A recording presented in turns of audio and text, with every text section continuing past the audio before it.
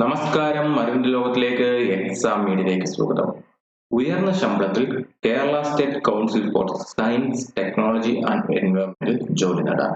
ഇതേപോലുള്ള job notification എത്രയും വേഗം നിങ്ങളിലേക്ക് എത്താൻ തീർച്ചയായും ഈ ചാനൽ സബ്സ്ക്രൈബ് ചെയ്യുക. സബ്സ്ക്രൈബ് ചെയ്ത ശേഷം അടുത്തുള്ള ബെൽ ബട്ടണും എനേബിൾ ചെയ്യുക. ഓൺലൈൻ വഴിയാണ് അപ്ലൈ ചെയ്യേണ്ടത്. ഓൺലൈൻ വഴി അപേക്ഷിക്കാനുള്ള അവസാന തീയതി മാർച്ച് മാസം 5-ാം തീയതി വരെയാണ്. അപേക്ഷിക്കാനുള്ള ലിങ്ക് താഴെ ഡിസ്ക്രിപ്ഷനിലും കമന്റ് ബോക്സിലും നൽകിയിട്ടുണ്ട്. അതുവഴി കയറി അപ്ലൈ ചെയ്യാവുന്നതാണ്. അപേക്ഷാ ഫീസ് ഒന്നും തന്നെ ഇല്ല. എല്ലാവർക്കും സൗജന്യമായി തന്നെ അപ്ലൈ ചെയ്യാവുന്നതാണ്. ഇനി നമുക്ക് വേക്കൻസിയുടെ വിശദവിവരങ്ങളിലേക്ക് കടക്കാം.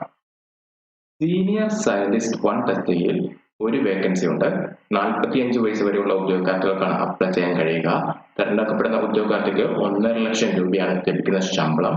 അപേക്ഷിക്കാനുള്ള യോഗ്യത ഫസ്റ്റ് ക്ലാസ് മാർക്കോടെയുള്ള മാസ്റ്റർ ഡിഗ്രി, അതിനൊപ്പം PhD ഉള്ളവർക്കാണ് അപ്ലൈ ചെയ്യാൻ കഴിയുന്നത്. സീനിയർ സയന്റിസ്റ്റ് 2 തസ്തികയിൽ ഒരു വേക്കൻസി ഉണ്ട്. 45 വയസ്സ് വരെയുള്ള ഉദ്യോഗാർത്ഥികൾക്കാണ് അപ്ലൈ ചെയ്യാൻ കഴിയുക. തിരഞ്ഞെടുക്കപ്പെടുന്ന ഉദ്യോഗാർത്ഥിക്ക് 1.5 ലക്ഷം രൂപയാണ് ശമ്പളം ലഭിക്കുന്നത്.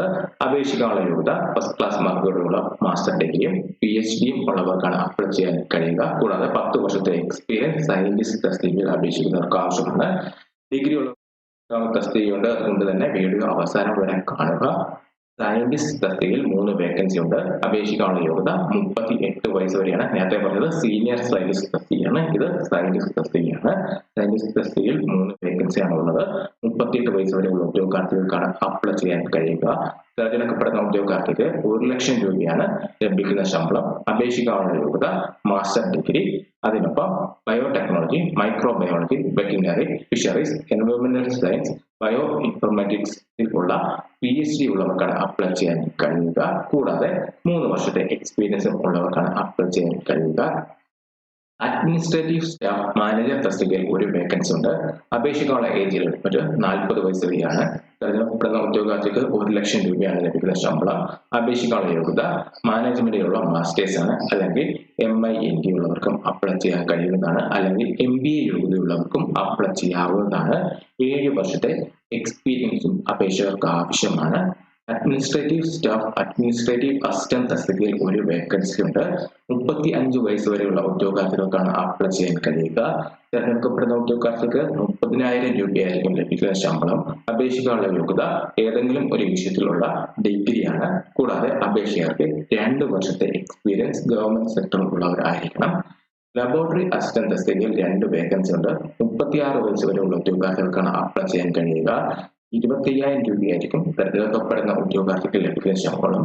ഏതെങ്കിലും ഒരു വിഷയത്തിൽ ഡിഗ്രി യോഗ്യതയുള്ളവർക്കാണ് അപ്ലൈ ചെയ്യാൻ കഴിയുക.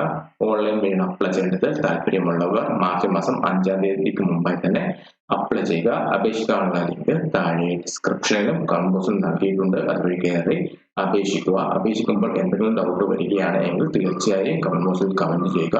ആ ലിങ്കിൽ ക്ലിക്ക് ചെയ്യുമ്പോൾ ഇങ്ങനെ ഒരു പേജിലാണ് എത്തുക. അതിൽ നോട്ടിഫിക്കേഷന്റെ വ്യക്തമായ വിവരങ്ങൾ നൽകിയിട്ടുണ്ട്. അത് വിശദമായി വായിച്ച് മനസ്സിലാക്കിയ ശേഷം അപ്ലൈ ഓൺലൈൻ വരെയുള്ള ക്ലിക്ക് ചെയ്ത് അപേക്ഷിക്കുക. അന്നേരം ചെയ്യുമ്പോൾ ഇങ്ങനെ ഒരു പേജിലെത്തും. അതിൽ ഓൺലൈൻ ആപ്ലിക്കേഷൻ സബ്മിഷൻ ചെയ്യുന്നതിന് ഇൻസ്ട്രക്ഷൻ നൽകിയിട്ടുണ്ട്. അത് വ്യക്തമായി വായിച്ച് മനസ്സിലാക്കിയ ശേഷം പ്രൊസീഡ് ടു ആപ്ലിക്കേഷൻ നൽകി നമ്മുടെ ഡീറ്റെയിൽസ് എല്ലാം നൽകിക്കൊണ്ട് അപ്ലൈ ചെയ്യാവുന്നതാണ്.